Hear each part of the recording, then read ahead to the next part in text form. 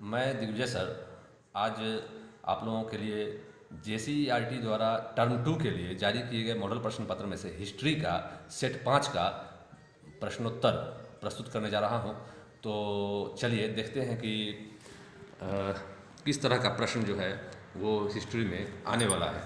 तो हिस्ट्री में भी आपको 19 क्वेश्चन रहेंगे, जिसमें से प्रश्न संख्या 1 से लेकर करके 7 तक जो प्रश्न रहेंगे वो 2-2 नंबर के होंगे। उसमें से 5 प्रश्नों का उत्तर देना है। क्वेश्चन संख्या 8 से लेकर करके 14 तक जो है प्रश्न वो 3-3 नंबर वाले होंगे और 5 प्रश्नों के उत्तर देने हैं। और क्वेश्चन संख्या 15 से लेकर करके 19 तक जो क्वेश्चन हैं उसमें से 3 प्रश्नों के उत्तर देने हैं और वो 5-5 नंबर के होंगे और कुल पूर्णांक जो है वो 40 अंकों का होगा। तो चलिए देखते हैं कि किस तरह का क्वेश्चन है, उसका क्या आंसर हम लोग लिखेंगे। तो सेट 5 का टर्म 2 का क्वेश्चन आंसर हम लोग देखते हैं हिस्ट्री का। बाबर का पूरा नाम क्या था? पहला प्रश्न, बाबर का पूरा नाम क्या था? तो जहीरुद्दीन मोहम्मद बाबर। दूसरा प्रश्न है, भारत का वयोवृद्ध नेता जिन्हें ग्रैंड ओल्ड मैन भी कहते हैं, किन्हें कहा जाता था? तो ये हैं दादा भाई नौरोजी। उसके बाद प्रश्न है हमारा कि दूर फिरंगी को रोकने की सबने मन में ठानी थी, किसकी प्रसिद्ध कविता थी यह? तो सुभद्रा कुमारी चौहान। उत्तर क्या होगा? सुभद्रा कुमारी चौहान। टॉल्स्टॉय आश्रम की स्थापना किसने की थी? तो महात्मा गांधी ने की थी, दक्षिण अफ्रीका में। फिर उसके बाद आपका क्वेश्चन है, नौजवान भारत सभा की स्थापना किसने की थी? तो उत्तर है इसका भगत सिंह। उसके बाद संविधान सभा की प्रथम बैठक कब हुई थी? बहुत सिंपल क्वेश्चन, 9 दिसंबर 1946 ईस्वी को हुई थी। उसके बाद फिर आ जाइए, खानवा का युद्ध, 7वां नंबर क्वेश्चन, खानवा का युद्ध कब हुआ था? तो 16 मार्च 1527 ईस्वी को। किसके बीच हुआ था? तो बाबर और राणा सांगा के बीच में हुआ था। चलिए क्वेश्चन नंबर 8, ये 3 नंबर वाला है। क्वेश्चन नंबर 8 जो है वह जहांगीर कालीन चित्रकला पर प्रकाश डालें। जहांगीर कालीन चित्रकला पर प्रकाश डालें। तो जहांगीर काल में चित्रकला अपने चरमोत्कर्ष पर पहुंच गया था। जहांगीर ने हेराती चित्रकार की कौन सा? अकारिजा। हेराती चित्रकार कौन? अकारिजा। अकारिजा के नेतृत्व में आगरा में एक चित्रशाला का आरंभ किया। अकबर सिर्फ अपने चित्र बनवाता था, अकबर जो है वो सिर्फ अपना चित्र बनवाता था, परंतु जहांगीर जो है अपने चित्रों के अलावा शाही परिवार के सदस्यों एवं उच्चाधिकारियों के छवि चित्र भी बनवाए। जहांगीर कालीन प्रमुख चित्रकार कौन कौन थे भाई? तो आप देख सकते हैं, अब मोहम्मद नादिर, अबुल हसन, बिशनदास, मुराद, मंसूर, मनोहर, गोवर्धन इत्यादि, ये सब जहांगीर कालीन चित्रकार थे। इसमें मंसूर बहुत प्रसिद्ध था, खास कर करके मंसूर जो है पशु पक्षियों और फूलों के चित्र बहुत अच्छा बनाता था वह, तो उसके लिए वह प्रसिद्ध था। जहांगीर जो है वो चित्रकला का इतना बड़ा पारखी था, मतलब उसको देख लेके पहचान लेता था, इतना बड़ा पारखी था कि वह चित्र देखकर बता सकता था कि इस चित्र में कौन सा भाग किस चित्रकार द्वारा बनाया गया है। अगला क्वेश्चन देखते, महलवारी व्यवस्था। चलिए, महलवारी व्यवस्था से आप क्या समझते हैं? तो इसका उत्तर क्या होगा? महलवारी व्यवस्था ईस्ट इंडिया कंपनी द्वारा 1822 ईस्वी में उत्तर प्रदेश, मध्य प्रदेश, पंजाब में लागू की गई भू राजस्व व्यवस्था थी। कहाँ कहाँ? तो उत्तर प्रदेश, मध्य प्रदेश, पंजाब में लागू की गई भू राजस्व व्यवस्था थी। इसे भारत के 30% भूभागों पर लागू किया। कितना प्रतिशत? 30%। इसमें भू राजस्व बंदोबस्त गाँव को, इसमें जो भू राजस्व बंदोबस्त होता था उसमें गाँव को महाल बनाकर गाँव के मुखिया से किया जाता था। बंदोबस्त किसके साथ किया जाता था? तो मुखिया के साथ, गांव के मुखिया के साथ किया जाता था, न कि गांव के सभी किसानों के साथ किया जाता था। उसमें गांव के मुखिया के साथ बंदोबस्त किया जाता था। ये जो मुखिया, जिनको मुकद्दम या नंबरदार भी कहा जाता था, संपूर्ण भूमि या गाँव का कर या राजस्व एकत्रित कर, ये जो मुखिया होते थे संपूर्ण गाँव का कर एकत्रित कर करके सरकार को देते थे। इसकी अवधारणा जो है, ये महलवारी व्यवस्था की अवधारणा सर्वप्रथम किसके द्वारा दिया गया था? तो 1819 ईस्वी में होल्ड मैकेंजी के द्वारा दिया गया था। 1833 ईस्वी में मार्टिन बर्ड की देखरेख में उत्तर भारत में कुछ सुधारों के साथ इसे पुनः लागू किया गया। 1833 में दोबारा लागू किया गया। यह व्यवस्था 30 वर्षों के लिए किया गया। यह व्यवस्था कितने वर्षों के लिए? 30 वर्षों के लिए किया गया। बेंटिक के काल में भूमि कर को 1/3 से कितना कर दिया गया? 1/2 भाग कर दिया गया, 50% कर दिया गया। तो देखते हैं बेंटिक के काल में लगान बढ़ा दिया गया। ऊंचा दर के कारण जो है कृषक जो है वो ऋण के बोझ से दब गए और परिणाम क्या हुआ? गरीबी, अकाल, मंदी उत्पन्न हुई। इसका विस्फोट हम देखते हैं 1857 के विद्रोह के रूप में हुआ, है ना। तो ये हुआ आपको महलवारी व्यवस्था से क्या हम समझते हैं वो उसका उत्तर। अगला क्वेश्चन है, दांडी यात्रा का क्या उद्देश्य था? सिंपल क्वेश्चन है, अच्छा क्वेश्चन है, रोचक है। महात्मा गांधी जो है अपने चुने हुए 78 कार्यकर्ताओं के साथ साबरमती आश्रम से समुद्र तट पर स्थित दांडी की ओर 12 मार्च 1930 को, कब? 12 मार्च 1930 ईस्वी को प्रस्थान किया था और 24 दिनों में 241 मील की यात्रा पूरी करके 6 अप्रैल को नमक कानून तोड़ दिया। कितने अप्रैल को? तो 6 अप्रैल को। तो इसका उद्देश्य क्या था? तो इसका उद्देश्य इस प्रकार था। पहला उद्देश्य, सबसे महत्वपूर्ण उद्देश्य कि नमक कानून तोड़ना, क्योंकि भारतीयों को नमक बनाने का अधिकार नहीं था, तो भारतीयों को नमक बनाने का अधिकार दिलाना था। दूसरा हम देखते हैं कि शराब, अफीम, विदेशी कपड़ों की दुकान पर धरना देना। उसके बाद फिर हम देखते हैं सरकारी संस्थानों का बहिष्कार करना, सरकार को कर नहीं देना, विदेशी वस्त्रों की होली जलाना। ये सब दांडी यात्रा का उद्देश्य था। इसी के बाद हम देखते हैं कि इसी दांडी यात्रा के साथ ही और नमक कानून तोड़ने के साथ ही सविनय अवज्ञा आंदोलन की भी शुरुआत हो गई थी। चलिए अगला क्वेश्चन है 11 नंबर हमारा, मुस्लिम लीग द्वारा मुक्ति दिवस क्यों मनाया गया? तो अंग्रेजों द्वारा, इसका उत्तर देखिए, अंग्रेजों द्वारा फूट डालो शासन करो की नीति के तहत, फूट डालो और शासन करो की नीति अंग्रेज ने अपनाई थी। तो सांप्रदायिकता की आग जो भड़कती जा रही थी। मुस्लिम लीग द्वारा पाकिस्तान की मांग की जाने लगी। इधर मुस्लिम लीग जो है वो जब अंग्रेज फूट डाल रहे थे हिंदू मुस्लिम के बीच में, क्या हुआ? मुस्लिम लीग भी अलग अपने आप को समझने लग गया भारत से, और पाकिस्तान की मांग की जाने लगी। जिन्ना ने हिंदू और मुसलमानों के लिए अलग अलग सभ्यता का समर्थन किया, कहा कि दोनों का सभ्यता अलग अलग है। कांग्रेस और मुस्लिम लीग के बीच इस प्रकार से क्या हुआ? दूरी और मतभेद दोनों बढ़ते जा रहे थे। ऐसी स्थिति में जब भारतीयों की इच्छा के विरुद्ध ब्रिटिश सरकार जो है उन्हें द्वितीय विश्व युद्ध में झोंक दिया, तो जिसके कारण से क्या हुआ? कांग्रेसी मंत्रिमंडल बहुत खफा हुए थे और उन्होंने विरोध स्वरूप क्या हुआ? प्रांतों से 22 अक्टूबर 1939 ईस्वी को त्यागपत्र दे दिया। तो मुस्लिम लीग का तो कांग्रेस वाला से विरोध था, तो इसीलिए कांग्रेस लीग की जो मुस्लिम लीग के जो नेता थे वो बहुत प्रसन्न हो गए और 22 दिसंबर 1939 ईस्वी का 22 दिसंबर 1939 ईस्वी को मुक्ति दिवस मनाने का आह्वान किया। तो किस कारण से मुक्ति दिवस मनाया मुस्लिम लीग ने? तो कांग्रेसी मंत्रिमंडल द्वारा प्रांतों से त्यागपत्र जो दे दिया गया उसके खुशी के कारण से ये लोग मुक्ति दिवस मनाए। अगला प्रश्न है हमारा, वीर कुंवर सिंह पर संक्षिप्त टिप्पणी लिखें। क्वेश्चन नंबर 12, वीर कुंवर सिंह पर संक्षिप्त टिप्पणी लिखें। तो चलिए देखते हैं इसका उत्तर। वीर कुंवर सिंह का जन्म कहाँ हुआ था? तो बिहार के आरा जिले के जगदीशपुर में। कहाँ? बिहार के आरा जिले के जगदीशपुर में 1777 में हुआ था। वे शहजादा सिंह के पुत्र थे, राज परिवार से संबंधित थे। पटना में पीर अली के फांसी के बाद, पीर अली जो थे वो किताब का दुकान चलाते थे पटना में और आंदोलन में शामिल रहते थे, तो अंग्रेज उसको पकड़ के फांसी दे दिया। पीर अली के फांसी के बाद क्या हुआ? विद्रोह और भड़क गया। दानापुर के 3 देसी पलटनों ने 1857 में क्रांति का शंखनाद कर क्या किया? जगदीशपुर पहुंच गए और वहां वीर कुंवर सिंह से नेतृत्व संभालने की गुजारिश की कि आप जो है सो नेतृत्व संभालिए। तो इस समय जो है वीर कुंवर सिंह की आयु कितनी थी? तो 80 वर्ष थी। इस समय वीर कुंवर सिंह की आयु 80 वर्ष थी। उन्होंने नेतृत्व स्वीकार कर लिया।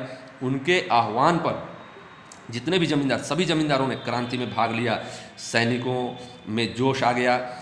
आरा में सरकारी खजाने को लूट लिया गया। ब्रिटिश झंडे को फाड़ करके क्रांति का झंडा फहरा दिया गया। आरा पर क्रांतिकारियों का अधिकार हो गया। 8 दिनों के बाद मेजर आयर, अंग्रेज जो है वो अंग्रेज का सेनापति मेजर आयर ने पुनः आरा पर कब्जा कर लिया। तो क्या हुआ? उसके बाद कुंवर सिंह जगदीशपुर लौट गए। लौट करके सेना का फिर से पुनः संगठन करना शुरू कर दिया। लेकिन आयर जो है वो फिर बड़ी सेना लेकर करके जगदीशपुर भी पहुंच गया। जब जगदीशपुर पहुंच गया तो क्या हुआ? तो फिर हम देखते हैं कि मुकाबला असंभव, चूँकि जो आयर है वो तो बहुत बड़ी सेना लेकर करके चला आया था, तो मुकाबला असंभव था। तो इसको देख करके कुंवर सिंह जो हैं उन्होंने क्या सोचा? उन्होंने जंगल की ओर जाना अच्छा समझा और वहाँ जाकर छापामार युद्ध करने का निश्चय किया। कौन सा युद्ध? छापामार युद्ध करने का निश्चय किया। आयर ने जगदीशपुर पर अधिकार कर लिया। इधर कुंवर सिंह आजमगढ़ पर अधिकार कर लिया। इधर कुंवर सिंह जो है वो आजमगढ़ पर अधिकार कर लिया। जब आयर जगदीशपुर पर अधिकार कर लिया तो कुंवर सिंह तो वहाँ थे नहीं, वो उधर दूसरे जगह आजमगढ़ पर अधिकार कर लिया। इसे साथियों को सौंप करके, और आजमगढ़ को भी क्या किया? साथियों को सौंप दिया और बनारस चले गए। फिर 8 माह के बाद जगदीशपुर पर पुनः कब्जा कर पाए कुंवर सिंह। 8 महीना के बाद फिर जगदीशपुर पर उन्होंने कब्जा कर लिया। जो आयर जो छीन लिया था जगदीशपुर, उस जगदीशपुर पर कुंवर सिंह फिर दोबारा 8 महीना के बाद कब्जा कर लिए। यह समाचार जब अंग्रेजों को प्राप्त हुआ तो अंग्रेज सेनापति जो ली ग्रांट, याद रखना है, ली ग्रांट जो है वो जगदीशपुर पर हमला बोल दिया, परंतु घनघोर संग्राम में वह मारा गया। ली ग्रांट मारा गया। विजय प्राप्त हुई कुंवर सिंह को, कुंवर सिंह जीत गए, लेकिन इतने घायल हो गए थे युद्ध में कि 26 अप्रैल 1858 को चल बसे, उनकी मृत्यु हो गई। लेकिन यह जो उनकी वीरता थी, उनकी यह वीरता आगे के स्वतंत्रता संग्राम के लिए प्रेरणा का स्रोत बना हुआ रहा, प्रेरणा का काम करता रहा। तो ये हो गया वीर कुंवर सिंह के बारे में टिप्पणी। चलिए क्वेश्चन नंबर 13 देखते हैं। मुगल दरबार में पांडुलिपि तैयार करने की प्रक्रिया का वर्णन करें। कैसे पांडुलिपि तैयार किया जाता था? तो देखिए, मुगल दरबार में पांडुलिपियों को तैयार करने में अनेक लोगों का सहयोग होता था। एक शाही किताब खाना था, शाही किताब खाना, जहाँ बादशाह की पांडुलिपियों का संग्रह रहता था। यह हस्तलिखित होता था, ये जो पांडुलिपि होता था वह हस्तलिखित होता था। कागज़ बनाने वाले पांडुलिपि के पन्ने तैयार करते थे, जो कागज़ बनाने वाले होते थे वो पांडुलिपि के पन्ने तैयार करते थे। सुलेखक क्या करते थे, तो पाठों की नकल तैयार करते थे। कोफ्तगार क्या करते थे, तो पृष्ठों को चमकाते थे। चित्रकार क्या करते थे, तो पाठों के अनुरूप दृश्य चित्रित करते थे। जिलसाज क्या करते थे, तो पांडुलिपि को एक अलंकृत आवरण प्रदान करते थे। तो इस प्रकार अनेक लोगों के सहयोग से यह तैयार होता था पांडुलिपि। इन्हें श्री कलम, जो पांडुलिपि तैयार करने वाले जो लोग थे, उन्हें श्री कलम, जरी कलम जैसे सम्मान से सम्मानित किया जाता था, उपाधि से सम्मानित किया जाता था। समाज में इन्हें उच्च प्रतिष्ठा प्राप्त थी। कश्मीर के मोहम्मद हुसैन सुंदर लेखन के लिए जरी कलम की उपाधि प्रदान की गई थी। कश्मीर के एक मोहम्मद हुसैन थे मुगल काल में, जिनको सुंदर लेखन के कारण से जरी कलम की उपाधि प्रदान की गई थी। हम जो हैं अकबर और शाहजहां के शुक्रगुजार हैं, जिन्होंने अपने समय की संस्कृति को पांडुलिपियों में सुरक्षित कराया, जिन्होंने अपने समय की संस्कृति को पांडुलिपियों में सुरक्षित करवाया। अब देखते हैं क्वेश्चन संख्या 14। क्वेश्चन संख्या 14 क्या है भाई, तो नेहरू रिपोर्ट पर संक्षिप्त टिप्पणी लिखने के लिए आया है। तो साइमन कमीशन के बहिष्कार से क्षुब्ध भारत मंत्री लॉर्ड बर्कनहेड ने भारतीयों के समक्ष चुनौती रखी कि वे एक ऐसे संविधान का निर्माण करें जो सर्वसम्मति वाला हो, बिना मतभेद वाला हो। अतः इस चुनौती को स्वीकार करते हुए क्या हुआ, दिल्ली में 1928 ईस्वी में एक सर्वदलीय सम्मेलन बुलाया गया, परंतु मतभेद के कारण यह असफल रहा। लेकिन फिर 1928 में ही मुंबई में एक अगला सम्मेलन बुलाया गया, जिसकी अध्यक्षता मोतीलाल नेहरू ने की। इसी कारण जो है इस रिपोर्ट को नेहरू रिपोर्ट भी कहा जाता है, जिसकी निम्न सिफारिशें इस प्रकार थी। तो कौन कौन सी सिफारिशें थी भाई, तो इसमें भारत को औपनिवेशिक स्वराज्य प्रदान किया जाए। पहला था कि डोमिनियन स्टेट्स, औपनिवेशिक स्वराज्य प्रदान किया जाए। दूसरा था कि प्रांतों में पूर्ण उत्तरदायी शासन की स्थापना हो। तीसरा था संविधान जो है वो संघीय व्यवस्था का हो। चौथा था कि केंद्र सरकार पूर्ण रूप से उत्तरदायी हो और गवर्नर जनरल जो है वैधानिक प्रमुख हो। संसदीय शासन प्रणाली हो। फिर संविधान की व्याख्या के लिए एक उच्चतम न्यायालय स्थापित किया जाए। तो ये सब बहुत अच्छी व्यवस्था थी नेहरू रिपोर्ट की, बहुत ही शानदार ये बातें इसमें कही गई थी। लेकिन जो है मुस्लिम लीग और अन्य वर्गों के विरोध के कारण से अंग्रेज ने इसे स्वीकार नहीं किया, अस्वीकार कर दिया। परंतु इसका अपना विशेष महत्व यह है कि भारत के वर्तमान संविधान, अभी जो संविधान हम लोगों का है, उसकी बहुत सारी जो मुख्य धाराएं हैं इसी रिपोर्ट पर आधारित हैं, उसी से लिया गया, नेहरू रिपोर्ट से ही यहाँ उठाया गया था।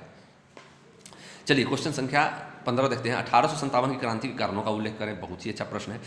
तो 1857 की क्रांति का मुख्य कारण क्या है? पिछले 100 वर्षों में कंपनी का जो निरंकुश शोषण मूलक नीति था, उसी में देखा जा सकता है, ढूंढा जा सकता है 1857 की क्रांति के कारण को।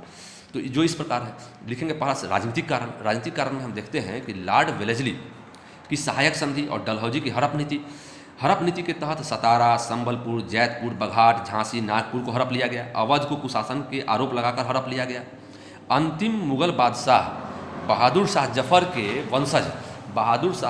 के वंशज जो लोग थे, वंशज को लाल किला खाली करने का हुक्म दिया गया। तंजौर, कर्नाटक के नवाबों की उपाधियां समाप्त कर दी गई। कानपुर में नाना साहब का पेंशन बंद कर दिया गया। इससे अधिकांश राज्य क्या हो गए, असंतुष्ट हो गए। चलिए ये हो गया आपको राजनीतिक कारण। उसके बाद हम देखते हैं आर्थिक कारण। तो आर्थिक कारण में हम देखते हैं कि इंग्लैंड में औद्योगिक क्रांति के बाद क्या हुआ कि इंग्लैंड में भारतीय कपड़े के आयात पर भारी कर लगा दिया गया कि भारतीय कपड़े इंग्लैंड में हम नहीं घुस सके, और कृषकों को कपास और नील की खेती करने के लिए बाध्य किया गया, तथा ब्रिटिश कपड़ा को भारत में व्यापक रूप से बेचने का आधार तैयार कर लिया गया। तो इससे क्या हुआ कि भारतीय हथकरघा उद्योग नष्ट हो गए और लाखों लोग बेरोजगार हो गए। भूमि कर भी बढ़ा दी गई थी, तो इसने किसानों की कमर तोड़ दी, है ना। तो इस प्रकार से किसान, हथकरघा उद्योग, कारीगर, मजदूर सब जो है सो आर्थिक तंगी की स्थिति में आ गए, सबकी हालत खराब हो गई। ये आर्थिक कारण था 1857 की क्रांति का। उसके बाद देखते हैं सामाजिक कारण। सामाजिक कारण में देखते हैं कि लॉर्ड विलियम बेंटिक तथा डलहौजी, इन्होंने हिंदू समाज में व्याप्त जो कुरीतियाँ थी, बुराइयाँ थी, उसको दूर करने के लिए सामाजिक सुधार हेतु कानून बनाए। जैसे सती प्रथा एक्ट बनाया, कन्यावध को रोकने के लिए कानून बनाया, बाल विवाह निरोधक कानून बनाया गया और विधवा पुनर्विवाह एक्ट लागू किया गया। लेकिन रूढ़िवादी भारतीय जो थे, उन्होंने इसे सामाजिक जीवन में हस्तक्षेप माना और विद्रोह का जो चिंगारी भड़क उठा उनके मन में।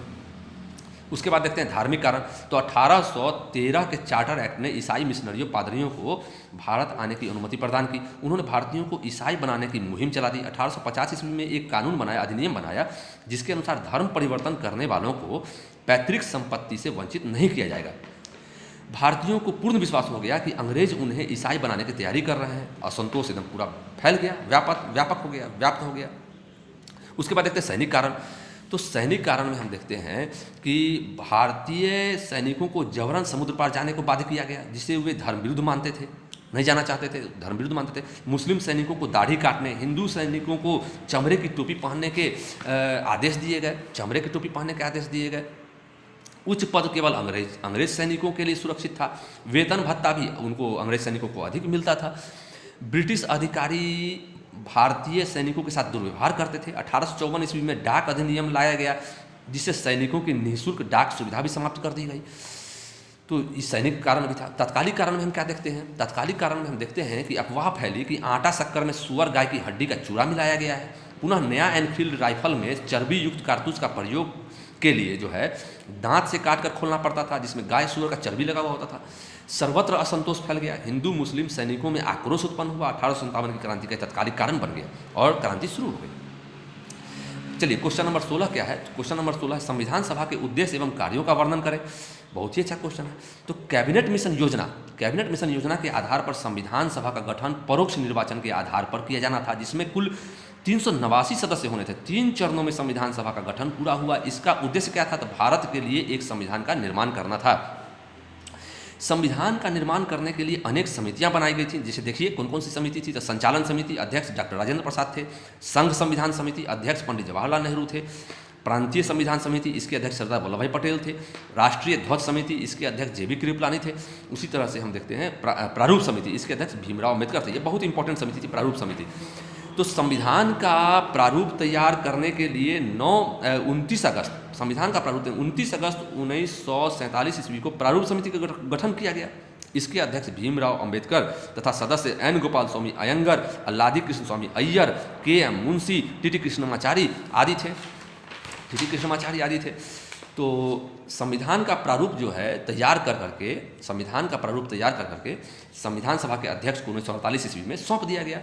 भारत की विषम परिस्थिति के आलोक में संविधान सभा को कार्य करना था। भारत उस समय जिस समय संविधान सभा गठित हुआ था, उस समय की परिस्थिति बहुत विषम थी। बहुत पिछड़ा हुआ, हिंदू मुस्लिम में एकता का अभाव, सांप्रदायिकता का बीजारोपण हो ही चुका था और हर जगह हिंसक वातावरण, तो परिस्थिति बहुत विषम थी और अनेक विषयों पर विचार विमर्श हुआ, वाद विवाद हुआ। जैसे हम देख सकते हैं नागरिकता के अधिकारों का प्रश्न था। इसमें हम देखते हैं अल्पसंख्यक, शोषित वर्ग, दमित जातियों के उत्थान के लिए विशेष प्रावधान का पर विचार विमर्श हुआ। पृथक निर्वाचन का विरोध किया गया इसमें। फिर है आपका केंद्र राज्य संबंध पर भी चर्चा हुई। कहा गया कि भारत राज्यों का संघ होगा। केंद्र और राज्य के मध्य शक्तियों के विभाजन के लिए 3 सूचियां बनाई जाएंगी: संघ सूची, राज्य सूची, संवर्ती सूची। संघ सूची में राष्ट्रीय महत्व के विषय रखे गए, जैसे प्रतिरक्षा, विदेश नीति, रेल, डाक, तार, मुद्रा, बीमा आदि। फिर देखिए कि राज्य सूची में जो है तो प्रादेशिक महत्व के विषय रखे गए, जैसे कृषि, पुलिस, स्वास्थ्य, सिंचाई आदि। फिर देखते हैं संवर्ती सूची के विषय पर केंद्र और राज्य दोनों कानून बना सकते थे, परंतु विरोध की स्थिति में केंद्र के कानून मान्य होंगे। इसमें कौन कौन से विषय थे? तो बिजली, शिक्षा, विवाह कानून, समाचार पत्र, जनसंख्या नियंत्रण आदि। लेकिन केंद्र की ओर शक्तियों का झुकाव अधिक किया गया। ज़्यादा शक्ति किसको दिया गया? तो केंद्र को दिया गया। उसके बाद हम देखते हैं राष्ट्रभाषा का प्रश्न भी था। तो भारत में सांस्कृतिक भिन्नताएं मिलती हैं, विभिन्न भाषा बोलने वाले लोग निवास करते हैं, परंतु समस्त देश को एकता के सूत्र में बांधने के लिए राष्ट्रभाषा का होना अनिवार्य है। देवनागरी लिपि में लिखी गई हिंदी को भारत का राजभाषा स्वीकार किया गया और भाषा समिति की सिफारिश को स्वीकार किया गया कि आगामी 15 वर्षों तक अंग्रेजी जो है, अंग्रेजी भाषा वो सरकारी कामकाज की भाषा बनी रहेगी। यह उसके बाद से देखिए संविधान सभा ने क्या कार्य किया। तो सार्वभौमिक वयस्क मताधिकार और धर्मनिरपेक्षता का बिंदु पर क्या किया? तो सभी वयस्क भारतीय नागरिकों को लिंग, जाति, धर्म, संपत्ति, भाषा के भेदभाव के बिना मताधिकार प्रदान किया गया और उसी प्रकार से जो है सर्वसम्मति से स्वीकार किया गया कि भारत का कोई राष्ट्रीय धर्म नहीं होगा, सभी नागरिकों को अपने धर्म पालन की स्वतंत्रता होगी। निष्कर्षतः संविधान सभा का उद्देश्य जो है संविधान का निर्माण करना था। इस कार्य के लिए उसने उपरोक्त विषयों पर विचार विमर्श कर अब 2 वर्ष 11 महीने 18 दिन में एक संविधान भारत के लिए तैयार कर दिया। क्वेश्चन नंबर 17 देखिए, भारतीय राष्ट्रीय आंदोलनों के विभिन्न चरणों का उल्लेख करें। तो उत्तर देखिए, भारतीय राष्ट्रीय आंदोलन को 3 चरणों में बांटा जाता है, जिसके फलस्वरूप जो है भारत स्वतंत्रता की ओर अग्रसर हुआ। प्रथम चरण देखते हैं 1885 से 1905 ईस्वी तक है। 1885 ईस्वी में कांग्रेस की स्थापना के साथ राष्ट्रीय आंदोलन की शुरुआत हो गई। इस समय उदारवादी राष्ट्रीय नेताओं का वर्चस्व था। मांग उनकी जो थी स्वतंत्रता नहीं थी, बल्कि कुछ रियायत भर थी। ठीक है। द्वितीय चरण हम देखते हैं 1905 ईस्वी से 1919 ईस्वी तक है। तो इस समय जो है सो आप देखते हैं कि उग्रवादी एवं क्रांतिकारी आंदोलन चलाए गए। इसका उद्देश्य क्या था? तो इसका उद्देश्य था ब्रिटिश राज्य से मुक्ति और पूर्ण स्वराज्य की प्राप्ति। उग्रवादी जो थे वो शांतिपूर्ण सक्रिय राजनीतिक आंदोलनों में विश्वास करते थे, जबकि क्रांतिकारी जो थे वो अंग्रेजों को भारत से भगाने में शक्ति एवं हिंसा के उपयोग में विश्वास करते थे। इस समय जो द्वितीय चरण में लाल बाल पाल मतलब लाला लाजपत राय, बाल गंगाधर तिलक और बिपिन चंद्र पाल ये प्रमुख नेता थे द्वितीय चरण के। तृतीय चरण में हम देखते हैं 1919 ईस्वी से 1947 ईस्वी तक का काल है। इस चरण को जो है गांधी युग भी कहा जाता है। उन्होंने सत्य अहिंसा सत्याग्रह के प्रयोग से राष्ट्रीय आंदोलनों को जन संघर्ष का रूप दे दिया। गांधी ने 1917 ईस्वी में चंपारण सत्याग्रह के अंतर्गत 3 कटिया पद्धति को समाप्त कराने और अंग्रेज द्वारा अवैध वसूली के 25% तक किसानों को वापस दिलाने में सफलता पाई। फिर हम देखते हैं अहमदाबाद में मिल मालिक एवं मजदूरों के बीच बोनस को लेकर के विवाद था। तो बोनस को 20% माने जो मिल मालिक थे 20% देना चाहते थे, लेकिन 20% से बढ़वा कर करके 35% तक बोनस दिलवाने में गांधी सफल रहे। उसके बाद आप चले आइए खेरा में जो है किसान आंदोलन जो हुआ था, खेरा सत्याग्रह। तो खेरा सत्याग्रह द्वारा निर्धन किसानों का लगान माफ करवाने में भी उन्होंने सफलता पाई। उसके बाद फिर हम देखते हैं कि रॉलेट एक्ट, जालियांवाला बाग हत्याकांड, खिलाफत आंदोलन के कारण जो है आप देखते हैं कि ब्रिटिश सरकार से महात्मा गांधी का भरोसा उठ गया। लाला लाजपत राय की अध्यक्षता में संपन्न कांग्रेस के 1920 के विशेष अधिवेशन में असहयोग आंदोलन का प्रस्ताव तो पास किया गया। सरकारी स्कूल, न्यायालय का बहिष्कार, उपाधि का अंत, उसका त्याग करने का निर्णय लिया गया। 5 फरवरी 1922 ईस्वी को चौरी चौरा कांड के कारण से यह आंदोलन जो है वापस ले लिया गया। तो 1923 ईस्वी में स्वराज इसके तो हुआ क्या फिर? तो जो रचनात्मक कार्य हुआ 1923 ईस्वी में स्वराज पार्टी का गठन किया गया, जिसने सरकारी अन्यायपूर्ण कार्यों को, जितना भी अन्यायपूर्ण कार्य था उसको रोकने का प्रयत्न किया, जिससे जनता में जागृति आई। असहयोग आंदोलन के वापसी से क्रांतिकारी आंदोलन जो है पुनः शुरू हुआ। असहयोग आंदोलन की वापसी से क्रांतिकारी आंदोलन पुनः शुरू हो गया। काकोरी कांड के अंतर्गत क्या हुआ? रेल विभाग का खजाना लूट लिया गया। फिर लाला लाजपत राय पर लाठीचार्ज करने वाले जो पुलिस अधिकारी थे सैंडर्स, उसकी हत्या भगत सिंह, चंद्रशेखर आजाद, राजगुरु ने कर दी। फिर हम देखते हैं 1930 ईस्वी में दांडी यात्रा के द्वारा गांधी जी ने नमक कानून तोड़कर सविनय अवज्ञा आंदोलन शुरू किया। 1934 ईस्वी में यह समाप्त हो गया। 1942 ईस्वी में असहयोग आंदोलन में गांधी ने गलत लिखा हुआ है, भारत छोड़ो आंदोलन में 1942 में भारत छोड़ो आंदोलन में गांधी ने करो या मरो का नारा दिया। आंदोलन का वेग और तीव्रता ने आज़ादी को निकट ले आया। अंततः 1947 ईस्वी में 15 अगस्त को देश हमारा स्वतंत्र हो गया। तो ये हमारा स्वतंत्रता आंदोलन के विभिन्न चरण के बारे में हमने देखा। अगला क्वेश्चन हमारा है भारतीय ग्रामीण समाज पर उपनिवेशवाद का क्या प्रभाव पड़ा? तो आइए देखते हैं। उपनिवेशवाद एक ऐसी प्रक्रिया है जिसके अंतर्गत एक शक्तिशाली राष्ट्र कमजोर परंतु प्राकृतिक संसाधन संपन्न राष्ट्र के संसाधनों का दोहन जो है वो शक्ति के बल पर करता है। तो इसका भारतीय ग्रामीण समाज पर बहुत प्रतिकूल प्रभाव पड़ा, बहुत खराब प्रभाव पड़ा था। जो इस प्रकार है, ऐसे लिखेंगे जो इस प्रकार है। तो इसमें देखते हैं औद्योगिक क्रांति के कारण से भारत के हस्तकला और कपड़ा उद्योग जो है उस पर बहुत बुरा प्रभाव पड़ा। मजदूर कारीगर की दशा खराब हो गई। ऊंचा भूमि कर के कारण जो है किसान निर्धन होते चले गए। कृषि पर प्रतिकूल प्रभाव पड़ा। वाणिज्यीकरण के कारण जो है सो उस वाणिज्यीकरण में क्या, जो कपास, नील सब पर नील वगैरह बोने पर ज़्यादा बल दिया जाता था, तो खाद्यान्न फसल की कमी हो गई। अकाल की स्थिति उत्पन्न हो गई।